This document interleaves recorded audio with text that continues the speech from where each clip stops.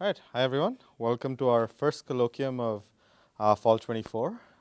Today it's a pleasure to have Erdem Beek with us, who's an assistant professor at the CS and EC departments at USC.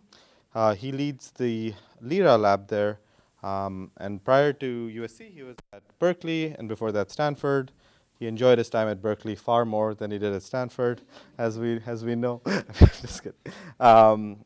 And he's done some really amazing work in learning from human feedback, reinforcement learning, imitation learning, published at lots of top venues, had an honorable mention for best paper. And yeah, it's really exciting to have him here. And yeah, take it away. Thank you very much. I should remove that from my bio. Okay, thank you everyone for being here. So yeah, I'm Erdem Beek. I am an assistant professor at USC, and in my research, I mainly work on like human-robot interaction and robot learning. So it's in my research, it's very like algorithm independent, I would say. So I work on different kinds of applications. Like it can be such as human and robot working on stacking a burger together, or it can be an exoskeleton helping a person walk, or it can be larger multi-agent settings where a number of autonomous cars are interacting with a large number of human-driven cars. And then I ask questions like, how do we optimize the comfort of an exoskeleton? Or how do we optimize the traffic network for minimizing congestion? Or how do we improve the efficiency and safety of these human-robot collaborative tasks? And in all these cases, I believe the key to achieve this optimization in the human-robot interaction setting is to make robots understand what the humans want and try to model their behavior. So how can we make these robots learn the behavior of the humans or the other agents that they're interacting with? Maybe machine learning is the answer. We just need to collect some large data sets and train a large model to learn these behaviors. Like we have seen this idea like achieving very amazing things in the last couple of decades. For example, OpenAI trained GPT-4. We don't know how much data they used, but maybe like petabytes. And it's able to generate human-like texts.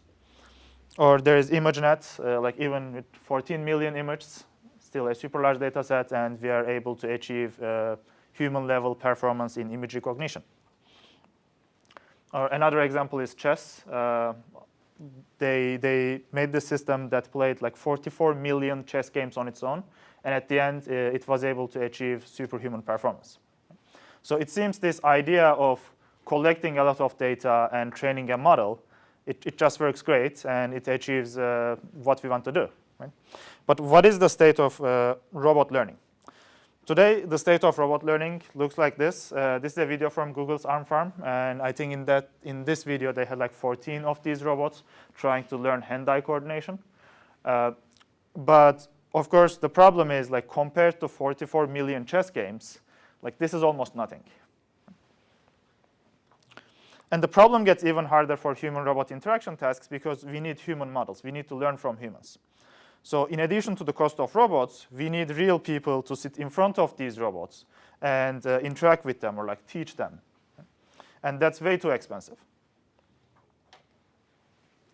So in our group at USC, we develop robot learning algorithms that try to tap into different sources of information, especially from the humans. For example, we try to use humans' demonstrations, language instructions, gaze, gestures, facial expressions, interventions, corrections, etc. And we try to do it efficiently. Like the ultimate goal is to like achieve or maybe even surpass human-level efficiency. Like if we are able to, like as humans, if we are able to see one person doing a task and then just replicate it, like we want the robots to have this capability. In my talk today, I will present 3 different projects that we conducted with this goal in mind. First, I'm going to show one way of using human salience maps, or eye gaze, to increase data efficiency of robot learning. Next, I will present a new type of feedback based on learning from comparisons that humans can use to train robots. And finally, as an attempt to like increase efficiency, I'm going to show how we train robots for different tasks by using either a single demonstration or a single instruction from humans. Okay, let's start with eye gaze. And let's start with an example. So I'm going to show you this 9-second video of the simulated robot, and I just want you to watch it. Here we go. Like, you don't have to try to quantify its success or anything. We are just watching this robot opening a drawer. Now, while watching the video, like, what did you pay attention to? Like, for example, did anyone pay attention to the texture of the table? Or like, did you follow the shadow of the robot? All right. Like, usually what we pay attention to is what is important in the task, or like what is moving in the video. And these are usually like the end effector of the robot, the objects the robot is interacting with or is supposed to interact with, or the obstacles the robot needs to avoid. Right? So we just pay attention to what the robot is doing. And in this case, it happens to be the end effector and the handle of the drawer. But our robots are not necessarily doing the same thing. We usually give them the full camera observation, full camera image, and then expect them to identify which parts of the image are important. So we argue it would be great to model the human's attention or gaze and then give it to the robot so that it will have information about what is important and what is not important in the task. So for our preliminary studies, we created this interface where humans can explicitly annotate what they are paying attention to. So we ask them explicitly what you are looking at, right? Or like what is important in this task. I know I shouldn't call the title eye gaze if it's like explicit, so we have this further study. This is from the Atari environment, and the red dot that, is it not visible on the screen? It's like there, do you see? There's a red dot. And that is where the human is looking at. So this is collected with an actual gaze tracker. And if you're not able to see it, I'll just tell you. When these, I guess, monsters or fish appear from the sides, the gaze fixates on the monsters. And after the monster dies, there's a short period where the gaze fixates on the agent itself, because it's like useful for knowing where the agent is. And then a new monster appears, and then the human just looks at the monster. And there are also some studies in neuroscience that showed that there is a high correlation between what is important and what is like moving in the video and the human's gaze. So we have some results that show there is that correlation, and with that we will continue with this like explicit feedback that we collected. So, and with that explicit feedback of the human saliency maps, we have this like human in the loop, and they will annotate their attention map or saliency map, and we will use it as an input to the robot's learning. Okay? And of course, this is too expensive. Like if you are doing reinforcement learning, you cannot really give every frame to the human and ask them to annotate what is important and what is not. And like we just don't want them to sit there for the entire, I don't know, a few million time steps. But luckily, there are ways to predict humans' attention pretty accurately from the computer vision literature. So we don't really need the human in the loop. Like what we are doing is that we collect some data from the human. In this case, we collected only 24 frames from the human. And there is this pre-trained model. It's called Picanet. So we just fine-tune this model with this 24 frames. And later, it's able to predict what the human is going to pay attention to as long as it's from the same environment. And for example, we can simply give the predicted attention as an additional color channel to the robot. So we have RGB, and now we add the saliency, so it's like RGBS. And if we give it to a policy, a CNN policy, and if we train a reinforcement learning on top of this, we achieve better data efficiency. So in this case, RGBS is the purple one, and in most cases, it's at the top, so it's more data efficient. Yeah. So if you just threw an object detector at this, and you just like masked out just the object, like how does that behave? It also helps, but the problem is in cluttered environments, there are many distractor objects, and they're not really relevant to the task. So you don't want to capture those, and you still, if you use the gaze instead, or if you use these saliency maps instead, there is still more information there. But it helps, yes. One more question is, I guess I eyes like move pretty, like there's saccades and stuff where you're moving around a lot. Does that affect things? Like, Yeah. because you might just like randomly move around a bit. Right. So as I said, in this case, we use this interface to collect the saliency. So it's not real gaze data in this case. But that's true. The gaze data is a little noisy. What we do in the current experiments is that we just like low pass filter them. So you just do some smoothing over the eye gaze so that you get rid of those noisy measurements. Any other questions? Okay. And in this case, this is reinforcement learning, and we get higher data efficiency with reinforcement learning with CNN policies. And we can even do a better job and use the predicted saliency to learn better representations of the world state. So the idea is that we are training this transformer encoder in this, like using these masked autoencoders. Without the saliency map, it would be a regular masked autoencoder, and we would learn a representation of that. And later, we would use that representation to train a reinforcement learning policy. Now, with the saliency, we add that as an additional input channel. And there is this model called multimodal MAE. And basically, the RGB image and the saliency map, they both contribute to each other. They try to predict each other. Right? And if you train the representations like that, again, you get better data efficiency compared to the case where you don't have saliency. And this actually works better than the CNN solution as well. Okay. So overall, the key takeaway is that like human saliency carries information about what is important and what is not important in the task.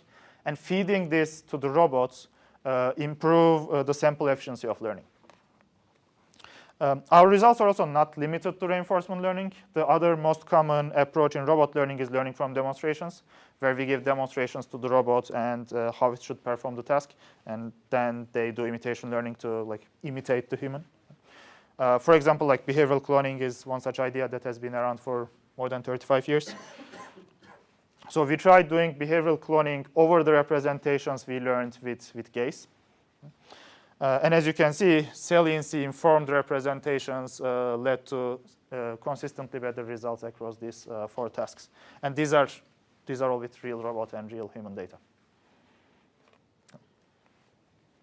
And this is great because, like, thanks to the sample efficiency of imitation learning compared to reinforcement learning, we were able to do these real-world experiments. I think it's well known at this point that imitation learning algorithms are more data efficient than RL. And like considering that point, like I want to take a step back and question like whether human demonstrations are really the best data modality for robot learning.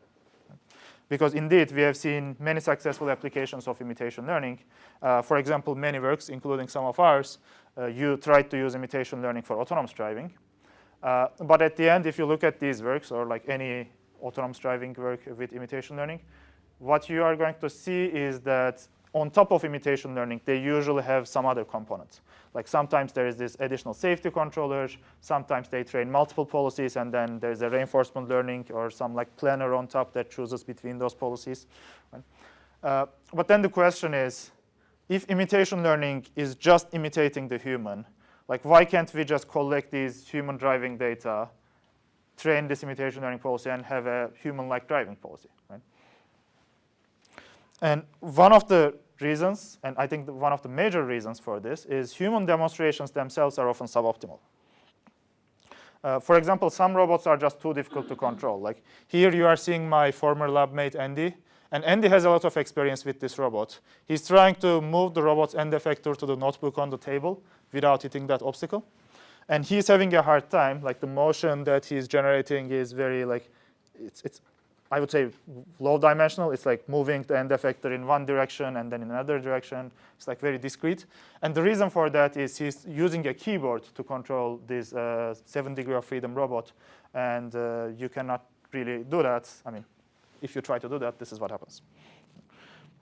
And also the problem is not specific to teleoperation or control interfaces. For example, there is this work where they showed humans do not like their own driving. They think it's too aggressive. And we also showed, this is a known result from behavioral economics, but it holds true in robotics too. When humans encounter situations that involve risk, they will consistently take suboptimal actions. So at the end, like these results show we have all these kind of biases, sometimes due to the cognitive biases, sometimes because of the teleoperation interfaces or any control interface we use. And they caused our demonstrations to be suboptimal. And if the demonstrations are suboptimal, how can we even hope to learn an optimal policy from them? So we need a better way of learning objectives. And one idea is to have the robot itself demonstrate a trajectory, and then the human can evaluate whether that trajectory is good or bad. But this is also not an easy task for the humans. They often provide unreliable data. It might not be obvious why. So I have this seemingly unrelated question. How dark is this blue? Medium. Okay. Yeah, like it's medium dark. And like, yeah, you may say things like, yeah, it's medium dark, it's a little dark, or it's not that dark.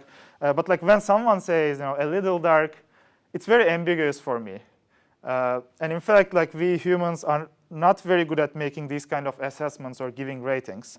And the same problem happens here too. Like when you show a robot trajectory to a user and ask how good is this trajectory, they will say, yeah, it's kind of good. Maybe it's decent.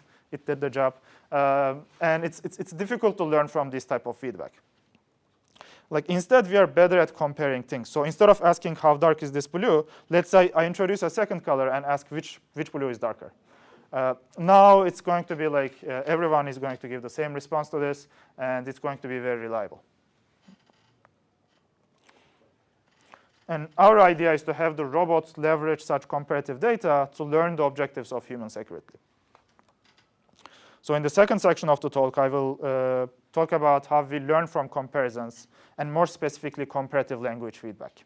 But let's start with learning from comparisons first, as it's the mainstream approach at this point. So learning from comparisons, it was proposed for the cases where giving demonstrations to the robots is challenging. And in case you are not familiar, let's define what it is. So first, the robot shows two trajectories to the user. And then we ask the user whether she prefers trajectory A or trajectory B. Her response gives us information about her underlying objective function. And of course, this is not just a robotics algorithm. Like if you are using ChatGPT, you might have seen like prompts like this. So you ask a question, it gives you two different responses and asks which one do you prefer. If you select one later, they can use this for fine-tuning their model. It's also getting more popular in recommendation systems. There is this startup called Belly for restaurant recommendations. Every time you go to a restaurant, it asks you to compare that restaurant with the previous restaurants you have been to. And from this, it tries to like learn your preferences and make recommendations. And the math behind the algorithm is very simple. Like we assume we are given a data set of comparisons where each comparison is a three-tuple. So it's like two trajectories, trajectory A and trajectory B, and a binary variable that indicates whether the user preferred trajectory A or trajectory B. And then the assumption is that the human has an underlying reward function in mind. So the human has an objective in mind that they want the robot to optimize. And to learn this reward function, we assume it's a function parameterized by some W. So our goal is to learn these reward parameters W. The learning optimization relies on a Bayesian model, which is, again, quite simple. We want to compute the posterior over the reward parameters given the comparison data set. So here we have the prior and the likelihood, of course. The prior is usually very simple, something like a uniform distribution. If you have some domain knowledge, you put that in the prior. The more interesting term is the likelihood term, because that's how we are going to incorporate information from comparisons into the model. And for that, two assumptions are made. First, we assume each comparison is conditionally independent from the other comparisons. And the second assumption is that each comparison follows this Bradley-Terry model. So what Bradley-Terry model says is that the probability that a human chooses trajectory A over another trajectory is proportional to the exponential of reward of trajectory A.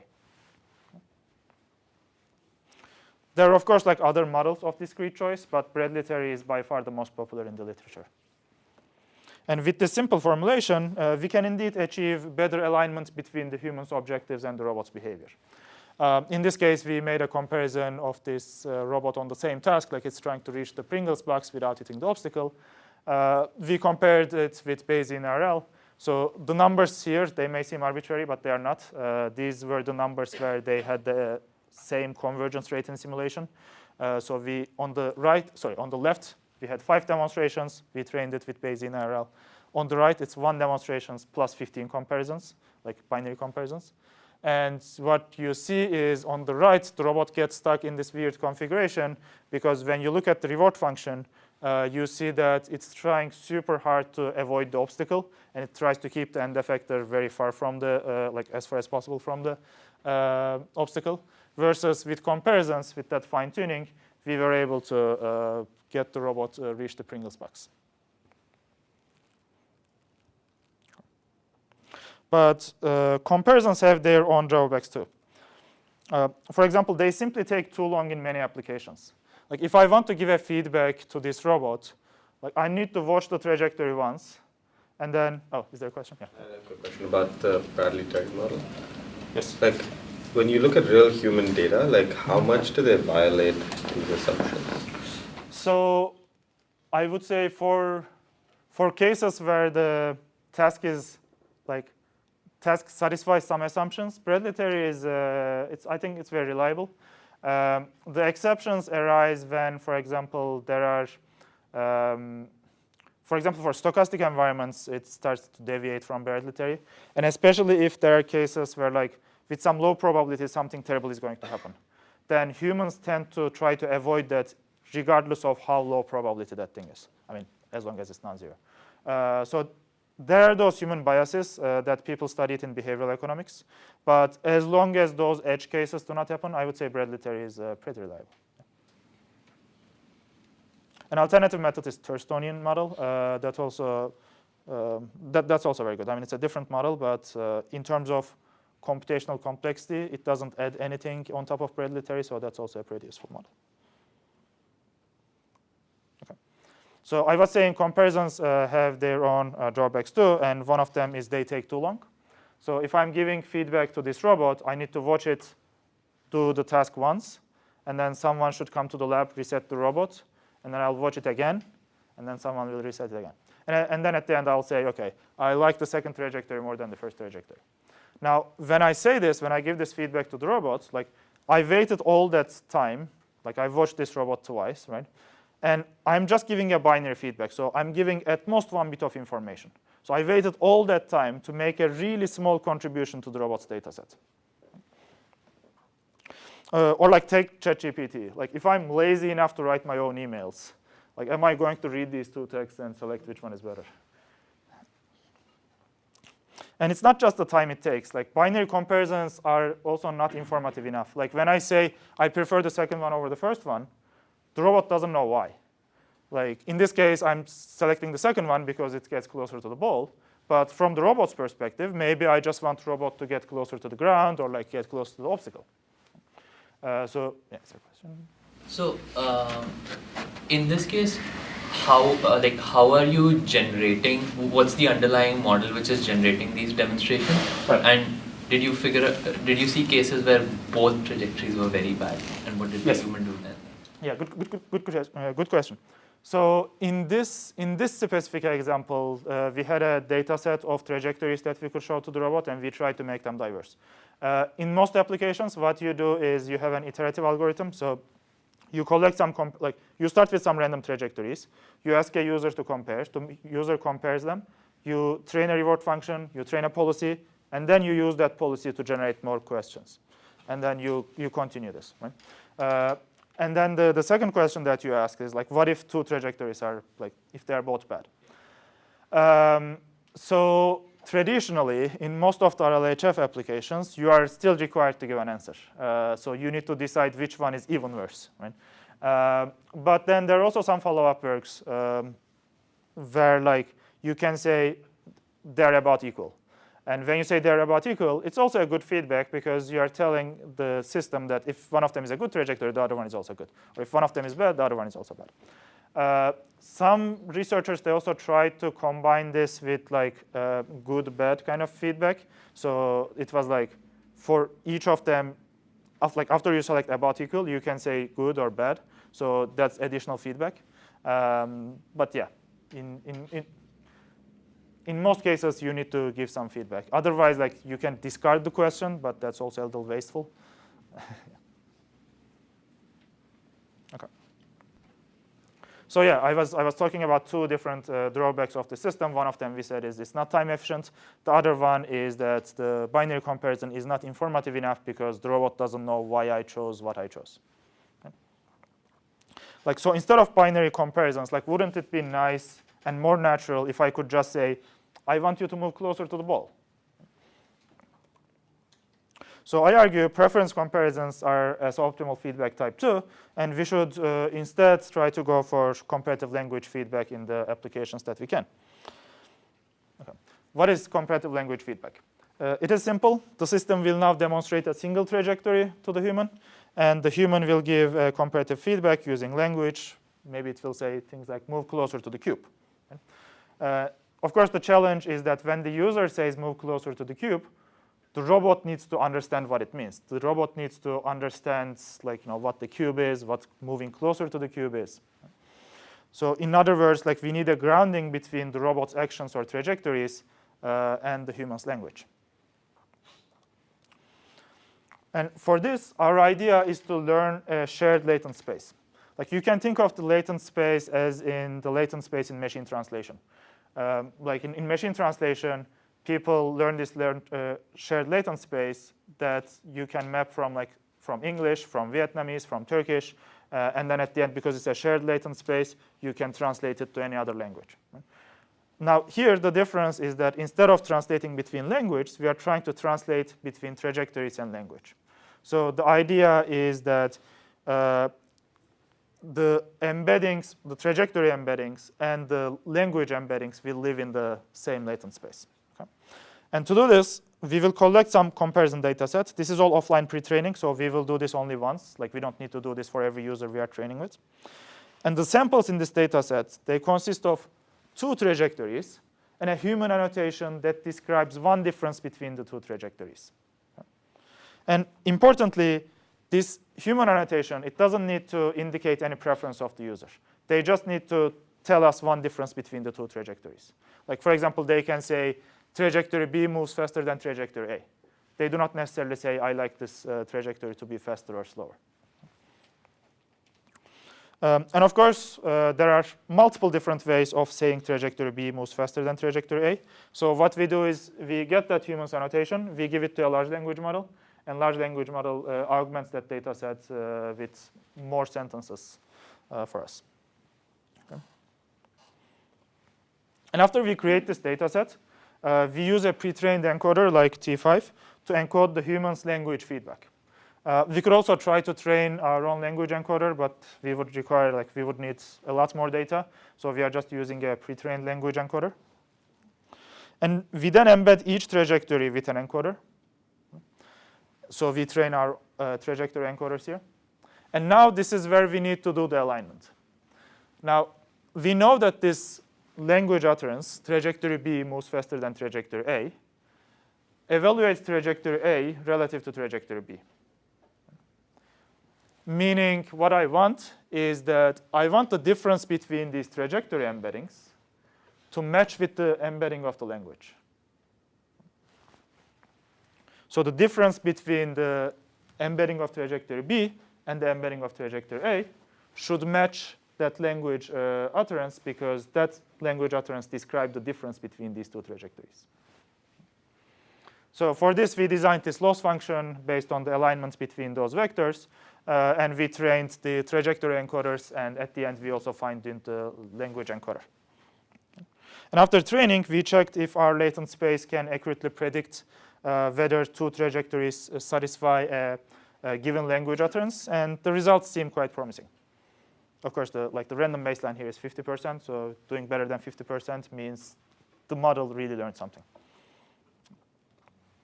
OK, so we have this latent space now. In this latent space, each trajectory corresponds to a point. And each comparative language utterance is a vector. Now, how do we use this? There are many different ways we can use it. Let me give you 2 examples. We can iteratively improve trajectories. So let's say the robot starts with an initial trajectory t0. We show it to the user. The user says, move slower. Right? Now, we know what vector move slower corresponds to. So we can just move in that direction. And then we can find the trajectory that corresponds to that point.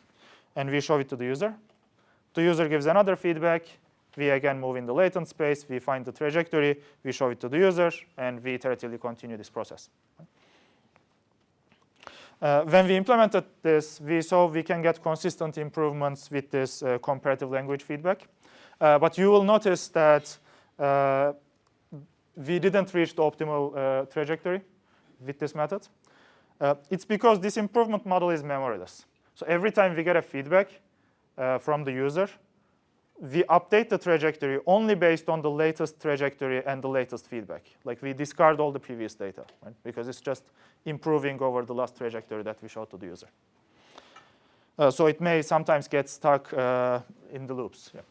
How do you go from the latent point to the trajectory then? Yeah, that's a great question. So in this case, like I said, we start with some trajectory. We get the language feedback from the user, and then now we are in this new point in the latent space. Now, how do we go back to the trajectory space? So for this, what we did is we have a set of trajectories, and we are just finding the closest trajectory that's to that point. The better solution would be, but it's more computationally demanding, would be to do reinforcement learning to find the trajectory which in the latent space would correspond to this point. So yeah, now we have this problem that this feedback type is memoryless, and we have this other problem that Dieter just pointed out. It's like we cannot go back from this latent space to the trajectory space in an efficient way. Right? The other way of using the learned latent space kind of solves both of the problems, and it's a learning-based way, more like RLHF if you like. So the process is similar. We start with an initial trajectory t0. The user gives some feedback, and we know what that direction corresponds to. Right? Now, we do not try to find the trajectory in that target position anymore. Instead, what we say is that there is some imaginary trajectory here. It doesn't even need to be feasible. It's just a point in the latent space. And we know that the user prefers the trajectory to be on this side of the latent space than the other side of the latent space. So you can think of this as like the user gives us a preference feedback that says, I prefer this imaginary trajectory more than the original trajectory. And this is all happening in the latent space, so I don't need to go back to the trajectory space. So in this way, we're kind of synthesizing a preference comparison by using this comparative language feedback. And that's not the end of the story, because there's actually more information in this feedback. And that's because the user intentionally chose to say move lower. Like, we didn't ask them to say, like, do you prefer the robot to move lower or higher? Like, they could give feedback about the speed of the robot, or they could give feedback about how close the robot gets to the table. Right? But among all those features, they chose to give a feedback about the height of the robot, and they chose to say move lower. This means, with some high probability, the user thought the improvement when the user says move lower is going to be higher than the improvement if the user said, like, move faster. Does that make sense? Any questions? OK. So what we can do is we can take these like alternative language utterances, and there are also like imaginary trajectories there. But we know that because the user chose to say move lower, this imaginary trajectory that was the result of move lower is probably preferred over the other imaginary trajectories. So using one comparative language feedback, we are actually synthesizing multiple preference comparisons now. And we are able to do this because we are giving the freedom to user about whatever features they want to give feedback about. So the information bandwidth is higher. Consistent, like for example, different user prefer different things. Like some prefer move slower. Yeah. So in this case, each user, like if each user has their own objective function, we are doing this reward learning separately for each user. Yeah. I think this general problem of like pluralistic alignment when you have like multiple users with different reward functions and how you learn objectives for them, it's still an open question. We have some results that show if the data is anonymous, like if you don't know where the data, like which user gave the data, you actually cannot solve it with these binary comparisons. You need at least rankings. But if the data is not anonymous, then you can use these like mixture of Gaussians kind of approach or like kernel estimation methods to learn some multimodal rewards, multimodal in the mathematical sense, not in the multiple modality sense. So you just said that the imaginary trajectory might be infeasible. Right. And that imaginary trajectory corresponds to something like saying move lower. Mm-hmm. So if move lower is like infeasible, then how do you kind of deal with that, even if you are in the latent space? So what we are doing here is we are learning a reward function, right? So the way we get the latent space is that you give trajectory to an encoder, and the encoder gives you the latent space. Now, on top of this, like in this latent space, we are learning a reward function. So now at the end, my system is there's a trajectory, there's an encoder, there's a latent representation, and then there's the reward function, and then there's the reward. Now, yes, it can be infeasible to get that latent representation, but it's OK because at the end, when I'm optimizing this reward, I will optimize it from trajectory to the reward. Like I don't need the intermediate part to like satisfy any constraints.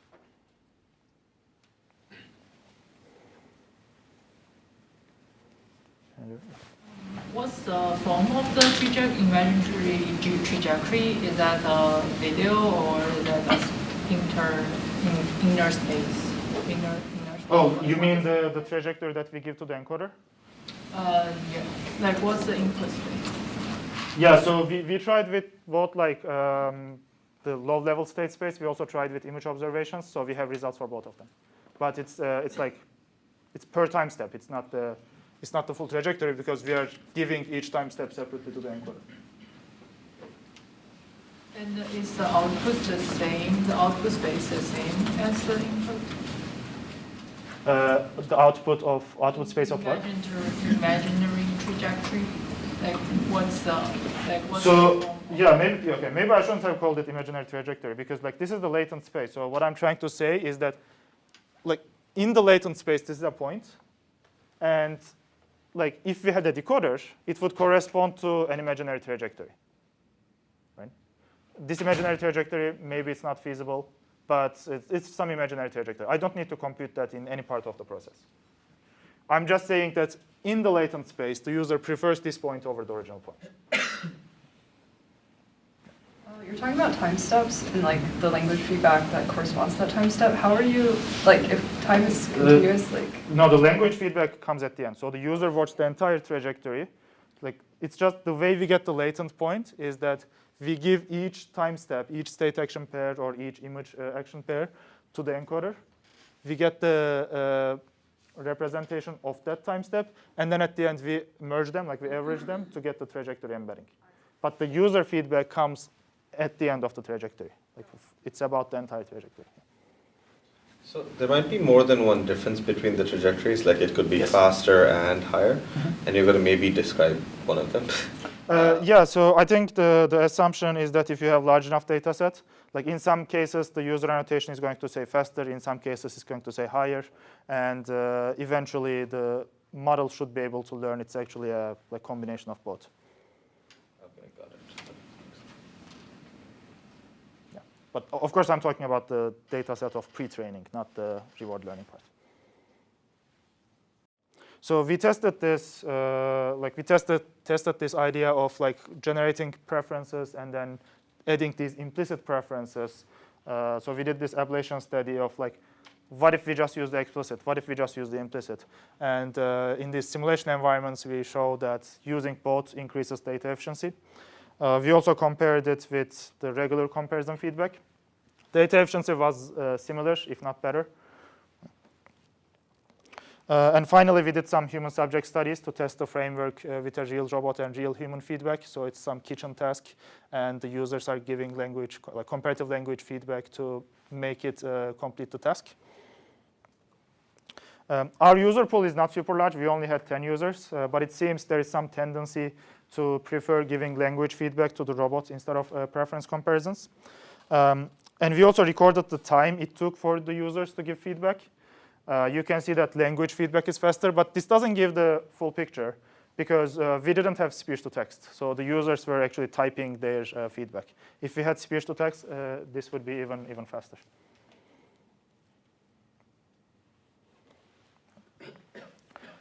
So today I'm saying like preference comparisons are inefficient. Let's try to use comparative language to get feedback from humans.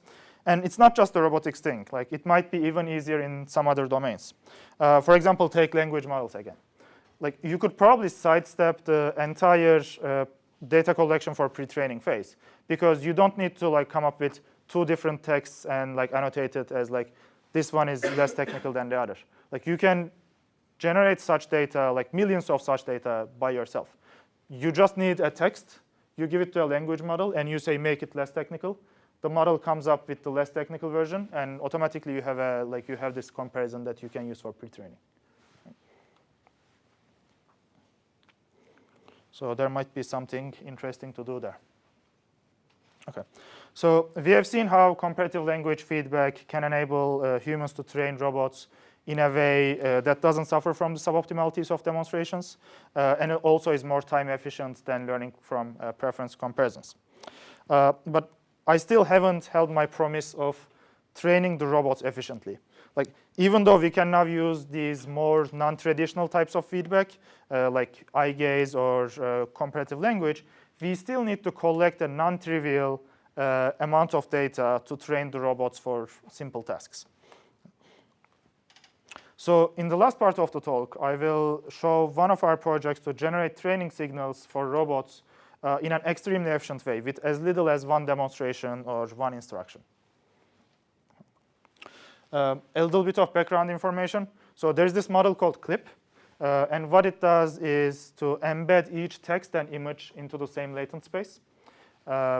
So basically, the idea is you have this data set of image-text pairs. And you train these encoders using some contrastive loss. So if the if the text is the caption of the image, they will be in like nearby locations in the latent space. Otherwise, they will be far away. So this is how they do the training in CLIP. And our idea is to use this architecture to automatically generate rewards for our robots. So this is our standard control loop. We have an environment. A policy is acting on this environment in every time step. And let's say, for now, we have a target image that we want the robot to reach. So there's some goal image. We can compare the embeddings of this goal image with the image from the actual robot at the end of the episode. So we get the final time step from the environment. We look at that image, we get the embedding of it, and we compare it with the embedding of the goal image. If they're close to each other, we give some high reward to the robot. Otherwise, it's low reward. And we can do reinforcement learning with this. When we implement this, we see some gains. The robot is actually learning something, but we can do much more than this.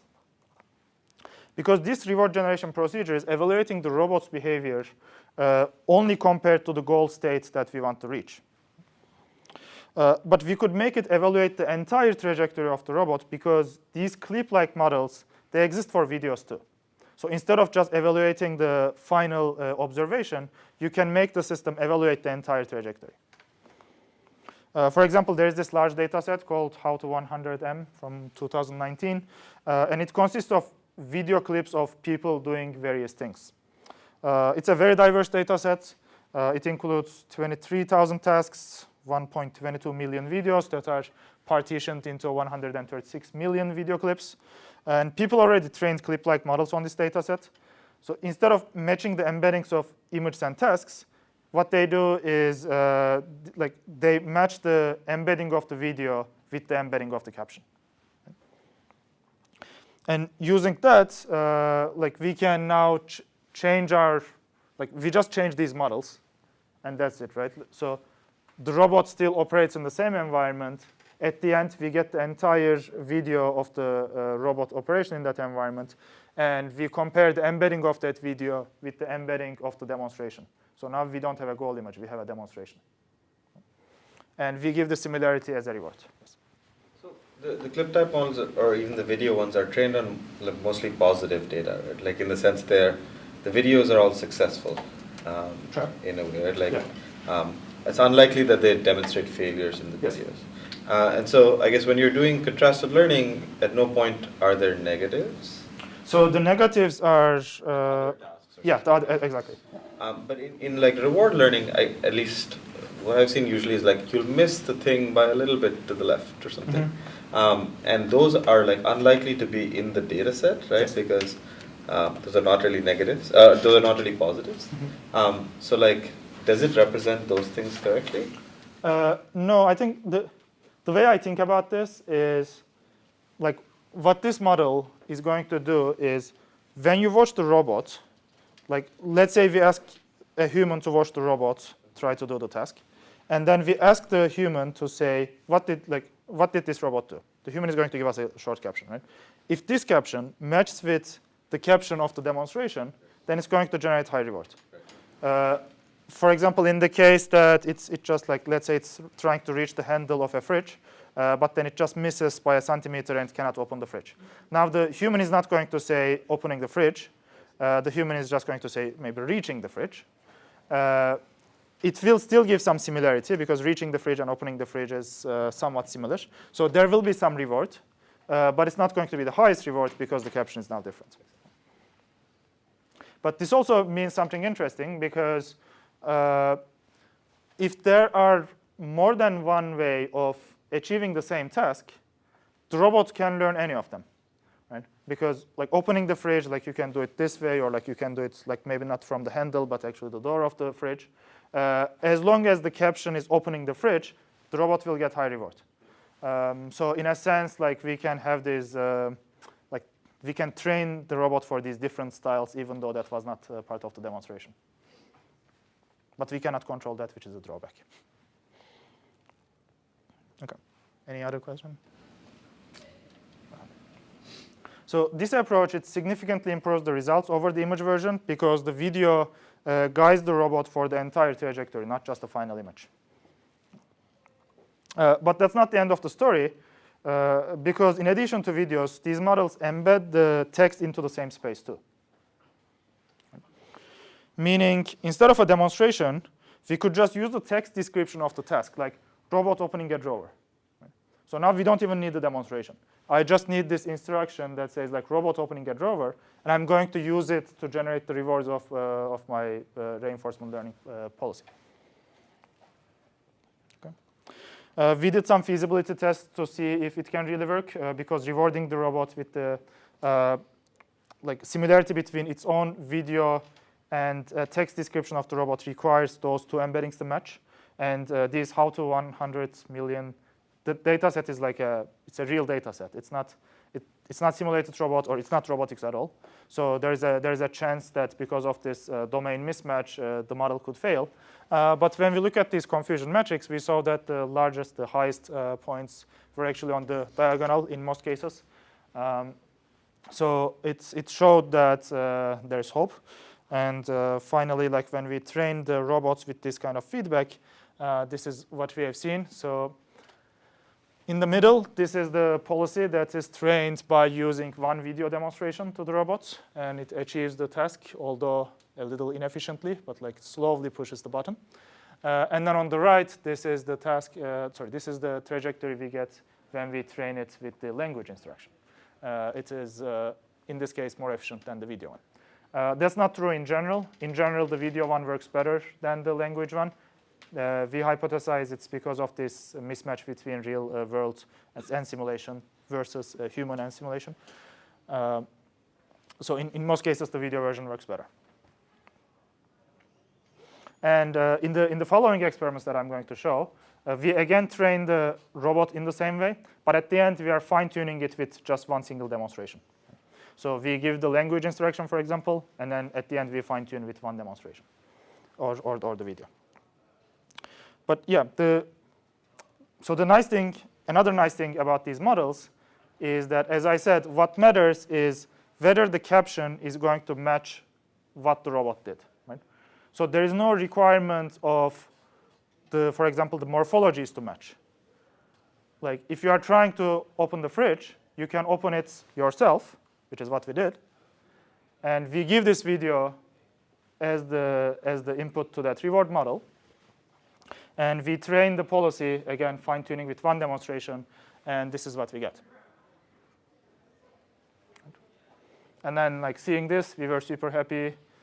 We said, let's try even crazier things. So we got this animation of like opening a drawer, and again, the same thing. So video demonstration plus fine-tuning with one demonstration. We were able to get this. Here's just another example of robot pushing a button. So at the end, this model gives us the ability to train these robots or generate rewards at least with as little as one demonstration or one instruction. So the key takeaway is that language instructions from humans, they're an intuitive and easy way to learn the human's objectives, and it enables generalization to different tasks and even like different morphologies. So overall today I talked about different forms of human feedback that we can use to train robots. And I'm interested in using all sorts of information humans can provide, such as their gaze, like interventions, corrections, the gestures, and sometimes we even replace the human with AI feedback. We have this work at ICML24 called RL-VLMF. As the name suggests, we just remove the human from the RLHF. We put a VLM, so now the VLM makes the comparisons for us. And for some tasks, I would say, for tasks that the VLM can evaluate, it actually works pretty robustly. Of course, the credit goes to my students. The works that I talked about today, it was led by this group of students. So Anthony led the work on learning from saliency maps and gaze. Zhaojing and Miru worked on the comparative language feedback work, and Sumedh and Jesse led the work on this learning from one demonstration or one instruction. Zhaojing is on PhD market this year, so if you are hiring PhD students, be on the lookout. And of course, we had collaborators from other universities and companies. With that, I can take any questions.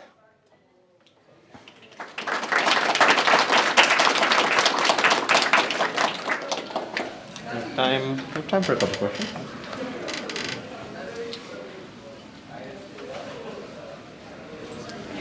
Can you talk more about where those implicit comparisons, the language used for those comparisons came from? Where the implicit comparisons came from? Yeah, were those others from the data set, or did you have a fixed set of them? Oh, you mean the alternative, like the language utterances that the user didn't make? Yes. Yes. So we start with a data set of language utterances, and every time the user gives a feedback, we add that one and the augmentations of that one into that data set. So in every time step, the data set actually gets larger. And for the implicit feedback, we just sample k of them. I think we did 10. We sample k of them, and we use them to create the implicit information. I noticed in some of the videos at the end, robots are moving at different speeds, and I was wondering, is some of that due to text versus video, or was it hard to find a correlation until which representation gave like better runtime? Yeah, that's an interesting question. I think so. We didn't do this, but it would be an interesting analysis to see if like we make the robot move faster, will the embedding still match with the embedding of the caption? We didn't do that analysis, but that's an interesting question. On the comparative language, what kind of complex concepts did you think the system has learned to reason about? There's of course the obvious ones, faster or closer or something like that. Yeah. So during pre-training, we limited the data set that we use to like individual features. So like no feedback contained information about like multiple aspects of the task. And like we tried things like, the obvious ones. And then in addition to those, we said things that are like relative to the objects around. So we said like move closer to the bottle or like move to the left of the bottle. So it's like as long as it's, move more to the left of the bottle. So like we gave some feedback relative to the individual objects. That's actually one limitation of the work because like we are limited by the types of feedback that we give during pre-training. Like in the test time, if you introduce a new object to the system, our trajectory encoder will not know about that. And then like even though the language encoder can still encode it, we will not be able to do it with the trajectory encoder. But yeah, the most complex things we tried, it was about the like relative positions to the objects. Continuing the complexity question, my question is coming from a healthcare point of view. Robotics are doing a lot of surgical and intervention procedures. How accurate is this? And as you're saying that you can say faster, slower, or you can say maybe left or right, but is it down to millimeters, centimeters? I don't know how accurate this is. Yeah, that's a good question. So one thing we tried, but unfortunately we found it is more complex than we hoped for. So we tried, like one feedback is move faster, and then one feedback, let's say, is move slightly faster, and then another feedback is like move a lot faster. So we tried to like add the magnitude of the comparative feedback to the language utterance. And we were hoping that the vectors will have this kind of linear relation. So it's like move faster is like this, and then the magnitude of move a lot faster would be larger. Like we didn't have that. We didn't have that relation. One interesting thing is we were initially using BERT to do the language encoding, and then later we switched to T5.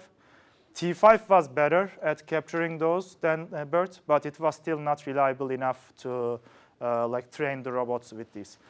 So we didn't give any feedback that contains the magnitude of the improvement. And because we cannot give feedback about the magnitude of the improvement, it's hard to like precisely set for example, the speed of the robot using comparative language.